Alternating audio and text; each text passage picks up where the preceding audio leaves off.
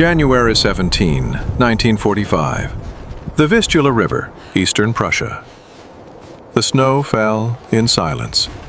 Not the gentle, drifting silence of a Christmas card, but the heavy, suffocating silence that comes when the world holds its breath before catastrophe.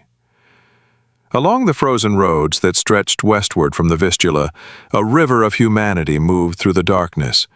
Mothers clutching infants wrapped in whatever fabric could be salvaged. Grandmothers pulling wooden carts whose wheels had long since broken. Children whose eyes had aged decades in mere weeks. The temperature hovered at 15 degrees below zero.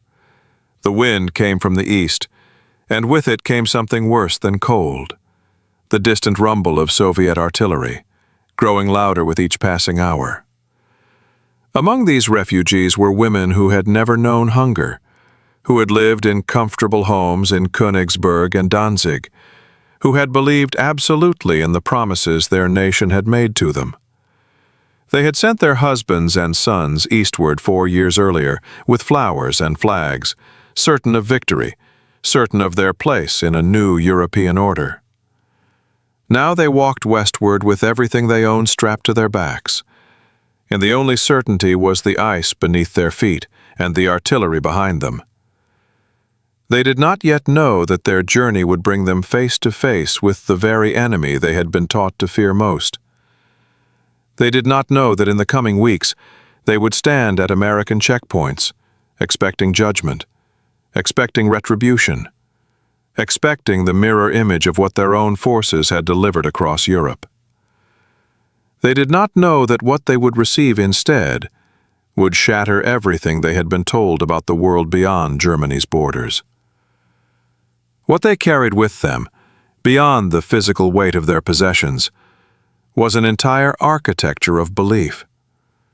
For 12 years they had been told that democracies were weak, that Americans were decadent and soft, that the Allied nations represented the decay of civilization itself.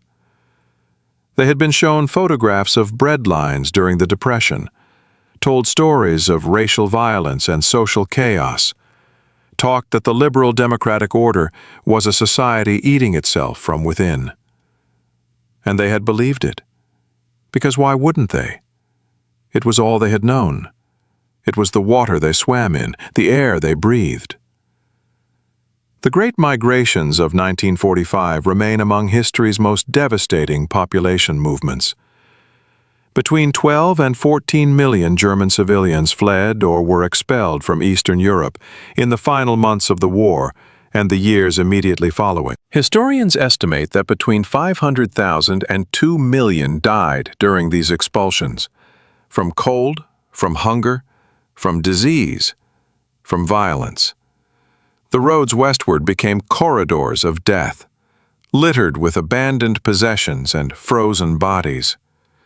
Horse-drawn carts carried families through snowstorms. Ships overloaded with refugees sank in the Baltic. Trains packed beyond capacity crawled across bombed-out rail lines. But within this massive exodus was a smaller stream, those refugees who found themselves not in the Soviet-occupied zones, but in territory controlled by American and British forces. And it was here, in these encounters, that something unexpected occurred, something that would be recorded in letters, in memoirs, in the careful documentation of military government officials. Something that revealed the vast chasm between what these women had been taught to expect and what they actually experienced. The checkpoint appeared through the morning mist like a mirage. After 3 weeks of walking, of sleeping in barns and abandoned buildings, of watching children sicken and elderly collapse, the column of refugees approached a bridge across a minor tributary whose name most of them never learned. On the far side, they could see vehicles, American trucks, jeeps, equipment they recognized from the newsreels that had shown enemy forces. Their hands trembled, not just from cold now, but from fear. They had heard the stories, whispered accounts that had traveled through the refugee columns like contagion. The Americans were coming with their African soldiers, they said. Women would be violated. Children would be torn from mothers' arms. It was propaganda, but propaganda that had been reinforced daily for years. Propaganda that had been designed precisely for this moment, to make surrender unthinkable, to make death preferable to capture.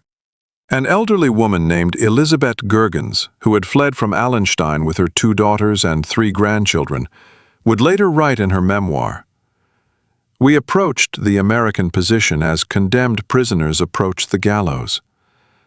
I had hidden my wedding ring in the hem of my coat.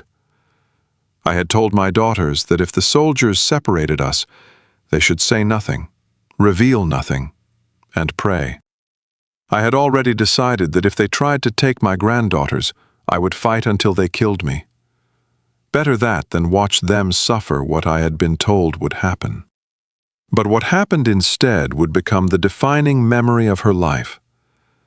The American soldiers at the checkpoint were young, impossibly young to her eyes. They looked like boys wearing men's uniforms, though she knew they had seen combat, knew from the fatigue in their faces that they had walked through the same hell as everyone else, merely from a different direction. An officer approached the front of the refugee column. Through an interpreter, he spoke words that seemed, in that moment, like a language from another planet. "You are safe now," he said. "We have food. We have medical care. No one will harm you." The refugees stood in silence. They had expected many things, but not this. Not kindness. Not the matter-of-fact delivery of compassion as though it were the most natural thing in the world. "Please form lines," the interpreter continued. "Women with small children first, the elderly second. We have hot soup. We have milk for the children." Hot soup. The words seemed absurd. They had been eating frozen turnips and whatever they could beg from Polish farmers. Some had eaten nothing for 3 days. And now this enemy soldier was telling them about hot soup, as though discussing the weather. Elizabeth Gergens wrote, "I did not believe him. I thought it was a trick, a way to separate us, to identify the men among us, to catalog us for punishment. But my youngest grandchild was burning with fever, and my daughters were so weak they could barely stand. So we moved forward, and I prepared myself for whatever horror came next." What came next was a metal bowl filled with soup. This detail appears again and again in the accounts of German refugees who passed through American lines in early 1945. Not the grand gestures, not the dramatic moments, but the simple, undeniable reality of a bowl of hot soup placed in frozen hands by soldiers who, hours earlier, had been fighting to destroy the Wehrmacht. The soup was not elegant. It was U.S. Army field rations, the same thin stew the American soldiers themselves ate. But it was hot. It was real. And it was freely given, without interrogation, without strings, without the requirement that they first grovel or beg or prove themselves worthy. The women wept as they ate. They wept from relief, from exhaustion, from the sudden collapse of everything they had steeled themselves to endure. But they also wept from confusion, because nothing about this moment matched the narrative they had carried across frozen rivers and through burning cities. The Americans were supposed to be monsters. Instead, they were handing out soup.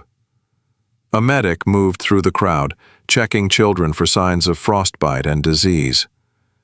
He was gentle with them, speaking softly, even though they couldn't understand his English. He had chocolate bars in his pocket, and he handed them out to children who stared at the brown squares as though they were holy relics.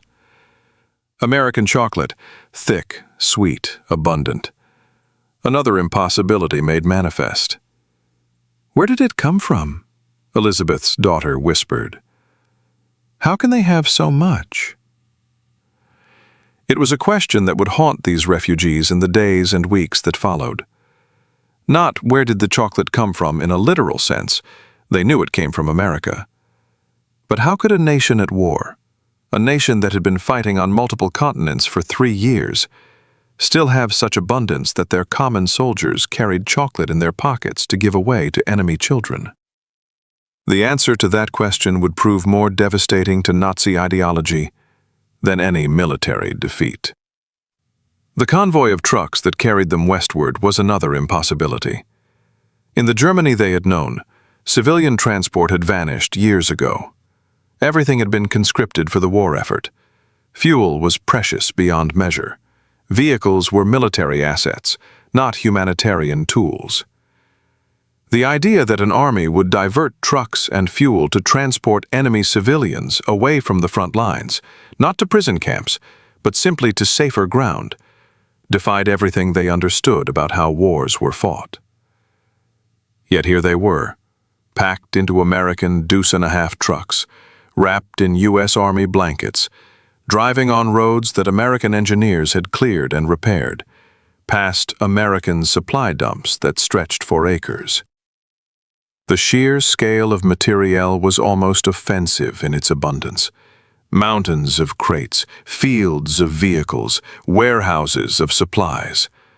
All of it flowing endlessly from ports they could not see, from a nation an ocean away that somehow had not been bled dry by years of war. One woman, Margareta Schneider, a former schoolteacher from Danzig, wrote in a letter to her sister who had made it separately to the British zone. "I cannot make you understand the plenty. You cannot imagine it unless you see it with your own eyes. We who had been rationed down to 1,200 calories a day, who had learned to make soup from tree bark, who had burned furniture for warmth. We drove past American supply depots where soldiers treated crates of food as though they were endless, as though there would always be more tomorrow. I saw them throw away half-eaten rations. I saw them feeding meat to dogs. Not because they were cruel or wasteful, but because they genuinely had so much that they could not conceive of scarcity." This abundance was not accidental. It was the visible manifestation of American industrial capacity, the physical proof of a system that had outproduced the Axis powers by margins that seemed almost supernatural. While German factories had struggled under Allied bombing, while ersatz materials and forced labor had kept production limping forward, American factories had operated 3 shifts, 24 hours a day, producing tanks and planes and ships and bullets and boots and rations in quantities that beggared belief. But the refugees did not yet understand the full implications of what they were seeing. They were still too shocked, too traumatized, too focused on immediate survival. The ideological reckoning would come later, in quieter moments, when they had time to think. The displacement camp was organized with a precision that felt almost Germanic. Rows of tents arranged in perfect lines, sanitation facilities that actually functioned, a kitchen that served 3 meals a day on a published schedule, a medical tent staffed with doctors and nurses who treated German refugees with the same care they gave their own wounded, registration stations that processed civilians with bureaucratic thoroughness, but without the cruelty that had characterized German bureaucracy in the Eastern Territories. The Americans, it turned out, had actual protocols for refugee management. They had studied the problem, planned for it, allocated resources to it. This was not improvisation or arbitrary kindness. It was policy, implemented systematically across multiple zones of occupation. Elizabeth Gergens and her family were assigned to a tent with 6 other refugee women and their children. They were given blankets, basic clothing, and a ration card. A female soldier, an impossibility in itself to these German women who had been told that women in democracies were simultaneously oppressed and inappropriately liberated, explained the camp rules through an interpreter.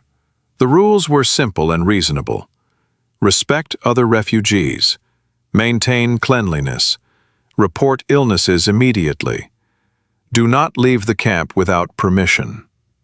What if we break the rules? Someone asked. Then we will remind you of the rules, the American soldier said. This is not a prison. You are not prisoners. You are displaced persons under the protection of the Allied authorities. Displaced persons, not enemies, not criminals, not subhumans deserving of extermination. Displaced persons, a category that implied they were still human beings with rights, merely in the wrong place due to circumstances beyond their control. That night, lying in a tent that was warmer than any place she had slept in months, fed with more food than she had eaten in weeks, Elizabeth Gorgons found she could not sleep. Her body wanted to collapse into unconsciousness, but her mind raced with questions that had no easy answers. "They are supposed to hate us," she whispered to her daughter in the darkness. "Why don't they hate us?" It was the central question. The question that would echo through thousands of similar conversations in hundreds of similar camps. German civilians who had supported the regime, who had voted for Hitler, who had cheered the victories and accepted the propaganda, now found themselves receiving mercy from the very people they had been taught to despise. The cognitive dissonance was almost unbearable. The answer, when it came, arrived not in words, but in continued actions. Days passed in the camp, then weeks. The American soldiers did not transform into the monsters the propaganda had promised. The food kept coming. The medical care continued. There were no mass executions, no systematic rapes, no revenge killings. There was instead a kind of bureaucratic compassion, a systematic extension of human dignity that operated on principles these women had been told did not exist outside Germany's borders. An American chaplain visited the camp regularly, offering services for those who wanted them, counseling for those who needed it. He did not preach about German guilt or demand confessions of Nazi sympathy. He simply offered comfort to people in distress, because that was what chaplains did. The profound ordinariness of it was perhaps the most radical thing of all. A Jewish-American doctor treated German refugees in the medical tent without hesitation or visible anger, even though he must have known that some of the women he treated had likely supported the regime that had murdered his people. When someone asked him how he could do it, he said simply, "They are sick. I am a doctor. This is not complicated." But it was complicated. It was extraordinarily complicated. It required a moral framework that separated individuals from ideologies, that extended rights to human beings regardless of their nation's actions, that operated on principles larger than revenge or collective punishment. Margareta Schneider, the former schoolteacher, began to understand something during her weeks in the American camp.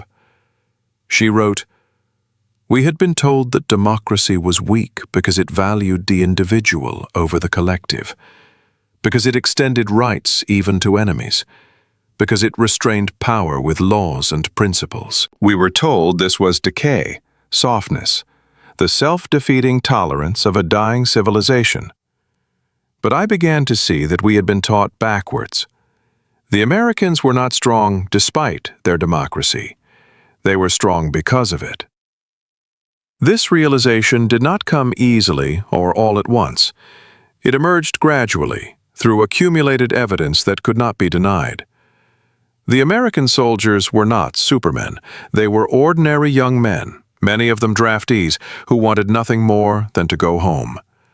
But they operated within a system that had channeled their efforts into devastating military effectiveness, while simultaneously maintaining humanitarian principles that seemed, to Germanize, almost incomprehensible. The Red Cross packages were another education in abundance.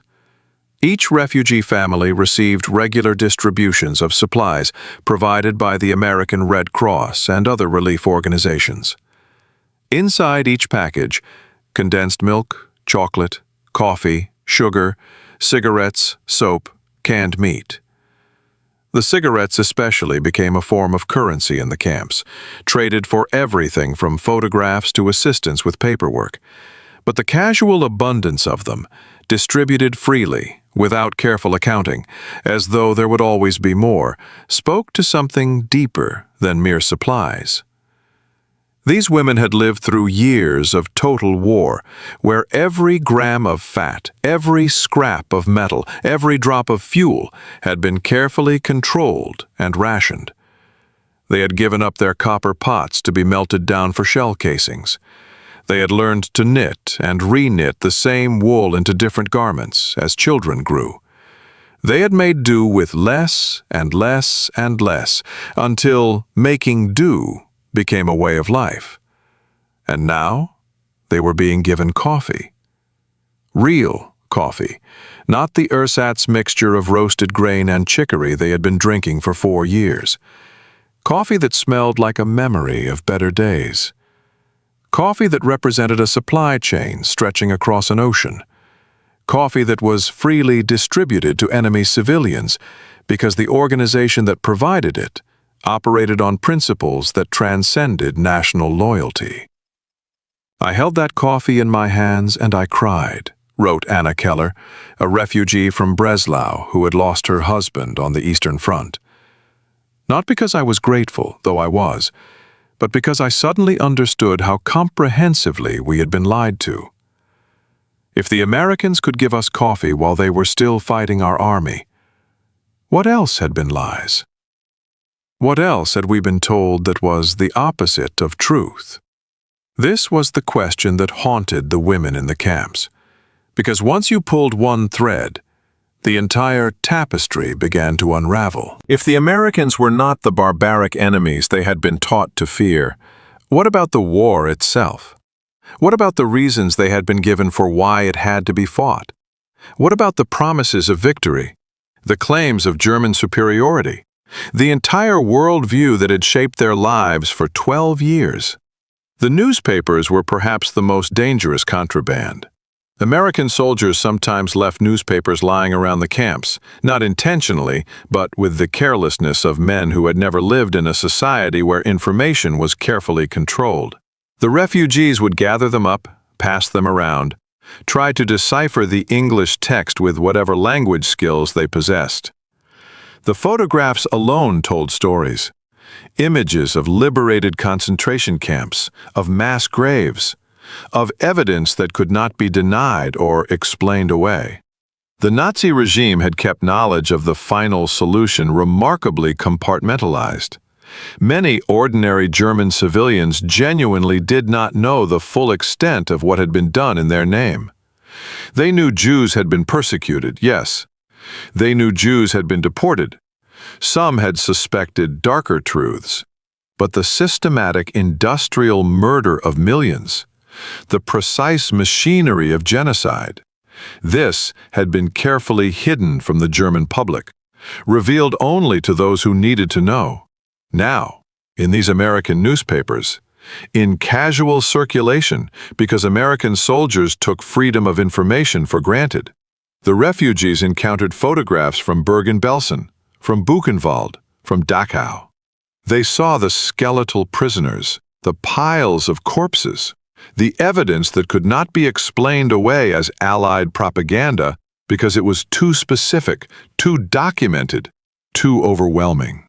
Elizabeth Gorgens wrote, "I did not want to believe it. You must understand, I did not want to believe that my nation could have done such things. I wanted to say the photographs were fabricated, that the witnesses were lying, that it was enemy propaganda designed to break our spirit. But I could not, because the Americans who showed us these images were the same Americans who had given us soup and blankets and medical care.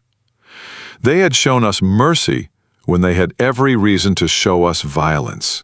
So why would they bother to lie about this? They had already won. What purpose would the lie serve?" This was the devastating logic that broke through denial.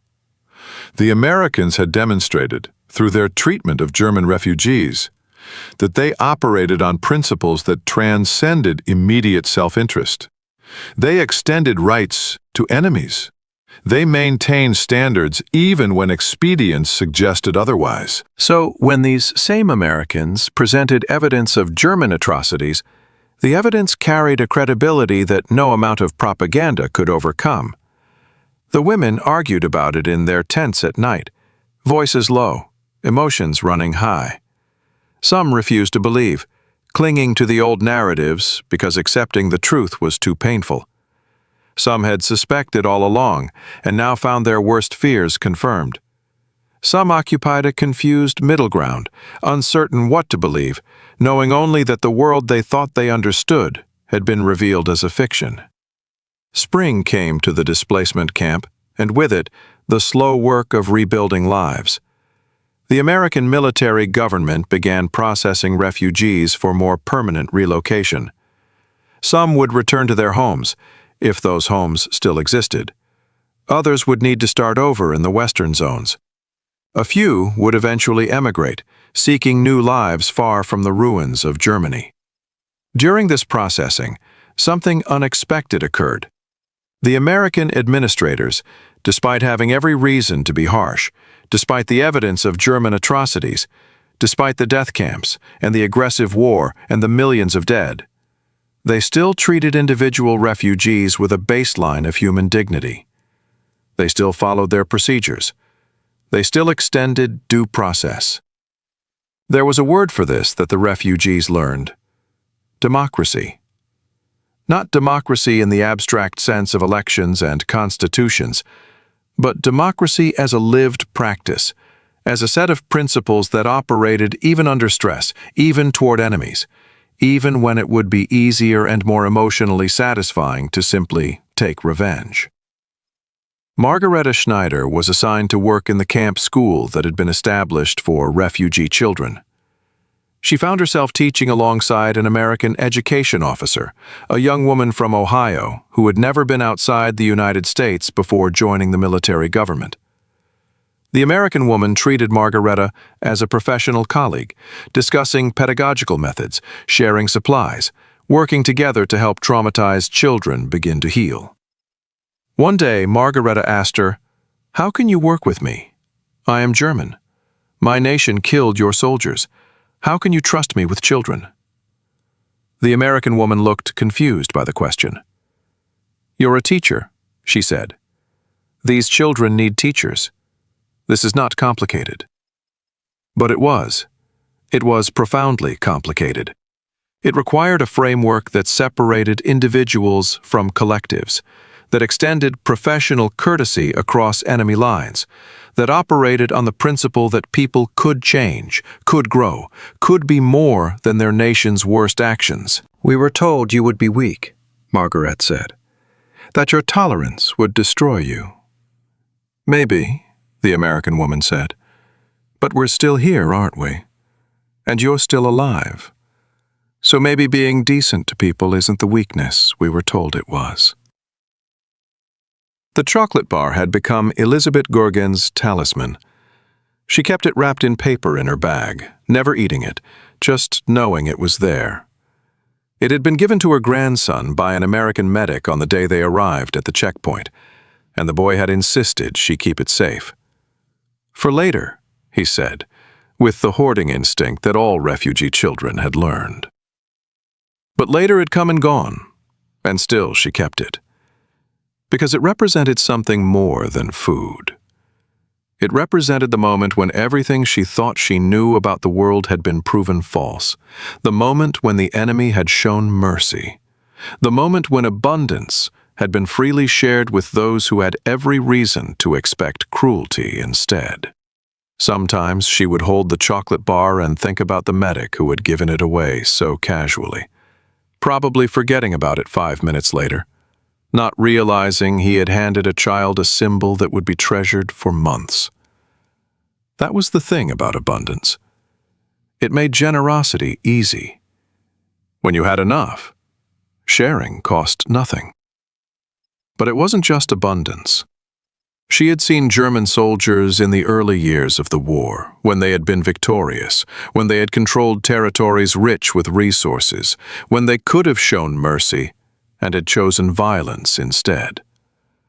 The Americans had abundance and chose to share it. The distinction mattered. In August 1945, the war in the Pacific ended. In the displacement camp, refugees gathered around a radio to hear the news. Japan had surrendered after atomic bombs had destroyed 2 cities. The weapon was beyond comprehension. A single bomb that could obliterate an entire city. The sheer scale of it was terrifying. But what struck Elizabeth as she listened to the American president's announcement was not the power of the weapon, but the restraint in how it was discussed. The president spoke of the terrible responsibility of such power. He spoke of hoping it would never be used again. He spoke of wanting to build a world where such weapons would not be necessary. A German leader, she thought, would have spoken of the weapon as proof of supremacy, as a tool of domination, as the ultimate expression of national will. The American spoke of it as a burden, as a terrible necessity that he hoped could be avoided in the future. "They have the power to destroy the world," she whispered to her daughter. "And they are afraid of it." "Is that not wisdom?" her daughter replied. Perhaps it was. Perhaps the true strength was not in the willingness to use power without restraint, but in the recognition that power must be limited by principle. Perhaps the weakness she had been taught to see in democracy, its hesitation, its checks and balances, its refusal to grant absolute power even to its leaders, was actually a form of strength that her nation had never understood. The letter arrived in September. Her son had survived the war. He had been captured on the Western Front in March and was now in a prisoner of war camp in France, but he was alive. The Red Cross had facilitated the correspondence, another service provided by organizations that operated on principles beyond national loyalty. She wrote back immediately, telling him where they were, telling him they were safe, telling him about the American camp and the food and the medical care and the kindness that had seemed impossible, but had been real. She did not know how to explain everything else: the chocolate, the newspapers, the cognitive dissonance, the complete collapse of everything they had been told to believe. In his next letter, her son wrote, "I understand, Mother. We who were captured by the Americans had the same experience. They treated us according to the Geneva Convention, even though our forces did not always do the same. They gave us food and medical care. They did not torture us or execute us.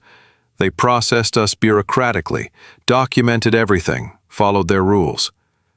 At first I thought it was a trick, that they were being kind to extract information. But it was not a trick. It was simply how they operated. They have principles, and they follow them, even when it would be easier not to." He closed the letter with a sentence that would stay with her for the rest of her life. "We spent 12 years learning to despise weakness, and we called our cruelty strength. But perhaps we were wrong about which was which." The reunification came in October. The American military government had processed the paperwork, verified identities, arranged transport. Elizabeth and her family would be resettled in the British zone, where her son would eventually join them after his release from the POW camp. They would start over, in a Germany that no longer existed in the form they had known, in a nation that would have to confront its history and rebuild not just buildings, but the entire moral foundation of society. On the day they left the camp, Elizabeth stood at the gate and looked back at the rows of tents, the American flag flying over the administration building, the soldiers who had guarded them and fed them and treated them with a baseline of humanity that had shattered her understanding of the world. An American officer saw her standing there and approached. Through an interpreter, he said, "I hope you find peace, ma'am. I hope you find home." "You showed us mercy," she said. "Why? We were your enemy. We would have shown you none." The officer was quiet for a moment. Then he said, "Because we're not fighting for revenge. We're fighting for principles. If we abandon those principles when they're inconvenient, then what are we fighting for?" She wanted to ask him if he truly believed that, if he really thought principles mattered more than power, if he was naive enough to think that kindness was a strategy that could survive contact with reality. But she already knew the answer. She had lived it. She had been fed by it, sheltered by it, saved by it. The chocolate bar was still in her bag. She would keep it for years, long after it had gone stale, long after it was inedible. Because it was not food. It was evidence. Evidence that she had once believed lies, and that the truth had been revealed to her by the generosity of enemies who had proven themselves more humane than friends. The rebuilt Germany would be different. It would be a Germany that had to confront its past, that had to teach its children about the atrocities, that had to memorialize the victims and acknowledge the perpetrators. It would be a Germany that would, in the Western zones at least, embrace democratic principles not because they were traditionally German, but because the alternative had proven catastrophic. The women who had passed through American lines, who had received soup and blankets and mercy when they expected violence, would tell their stories. Not always publicly, not always explicitly, but in the quiet conversations between generations, in the memories shared with children and grandchildren, in the lived experience of people who had seen two different systems and could testify to the differences. Some would resist these conclusions. Some would cling to the old narratives, preferring comfortable lies to uncomfortable truths. Some would argue that the American generosity had been strategy, not genuine principle, a way to win hearts and minds in the emerging Cold War. And perhaps there was some truth to that. Nations rarely act from pure altruism, but the women who had been there, who had held the chocolate and eaten the soup and received the medical care, they knew something that could not be argued away. Whatever the strategic calculations, whatever the geopolitical motivations, the actual soldiers on the ground had treated them with humanity. The actual doctors had healed them. The actual chaplains had comforted them. The actual system had extended rights and dignity to enemy civilians because that was what the system did. Democracy, it turned out, was not weak. It was strong enough to extend mercy to enemies. It was strong enough to maintain principles under pressure. It was strong enough to win the war and then feed the defeated. That was a kind of power that Nazi ideology had never understood and never could understand, because it required the recognition that individual human dignity transcended national identity. Years later, Elisabeth Goergens would write her memoir. She would be in her 70s by then, living in a rebuilt Germany that was prosperous and democratic, that had joined NATO and embraced the West, that had become almost unrecognizable from the nation of her youth. She would write about the flight from Prussia, about the fear and the cold and the hunger. But she would keep returning to the moment at the checkpoint, to the bowl of soup, to the casual mercy that had destroyed her worldview more thoroughly than any military defeat. "I had been taught that might makes right," she wrote. "I had been taught that strength was the willingness to dominate, that mercy was weakness, that the strong took what they wanted and the weak suffered what they must. And then I encountered Americans who had the might to destroy us, who had every moral right to take revenge, who could have treated us with the same cruelty we had shown to others. And they gave us soup instead. Not because they were soft, but because they believed in something larger than revenge. They believed in principles that survived even the worst conflict in human history. And in believing in those principles, they showed a kind of strength I had never imagined possible. The chocolate bar had been thrown away decades earlier, finally admitted to be inedible, even by the standards of someone who had known real hunger. But the memory of it remained. The memory of a young American medic who had reached into his pocket and handed a piece of candy to an enemy child. Without thought, without hesitation, without even realizing he was performing a radical act of ideology made manifest. That was the thing about democracy she had come to understand. It worked not just in the grand moments of elections and constitutions, but in the small moments of daily life, in the accumulated actions of ordinary people who had internalized principles of human dignity so deeply that they extended them even to enemies. We called them weak, she wrote in her memoir's final pages. We called them decadent. We called them a dying civilization. And they responded by defeating us militarily, then feeding us, healing us, and teaching us, not through propaganda, but through example, what it actually means to be strong. They showed us that real strength is not the absence of restraint, but the presence of principle. They showed us that civilization is not measured by the monuments you build, but by how you treat those who have no power to compel your mercy.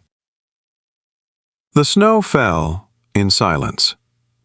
But this time, the silence was different.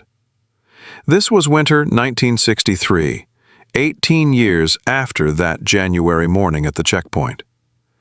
Elizabeth stood at her kitchen window in her comfortable apartment in Hamburg, watching snow fall on a city that had been ruins and was now rebuilt, watching peace settle on streets that had known only war. Her grandson, the same child who had received the chocolate bar, was in university now, studying political science, asking questions about democracy and governance and how societies organize themselves. He had never known war. He had grown up in a Germany that was democratic, not because democracy had been imposed, but because it had been chosen by people who had seen the alternative and found it wanting. "Tell me again," he sometimes asked her, "about the Americans." And she would tell him, not with bitterness at the defeat, not with nostalgia for the regime, but with the measured understanding of someone who had lived through history's hinge point and emerged with clarity about what it meant. They could have been cruel, she would say. They had every reason to be cruel. But they chose principle instead. And in that choice, they taught us more about civilization than 12 years of propaganda ever had. Outside, the snow fell.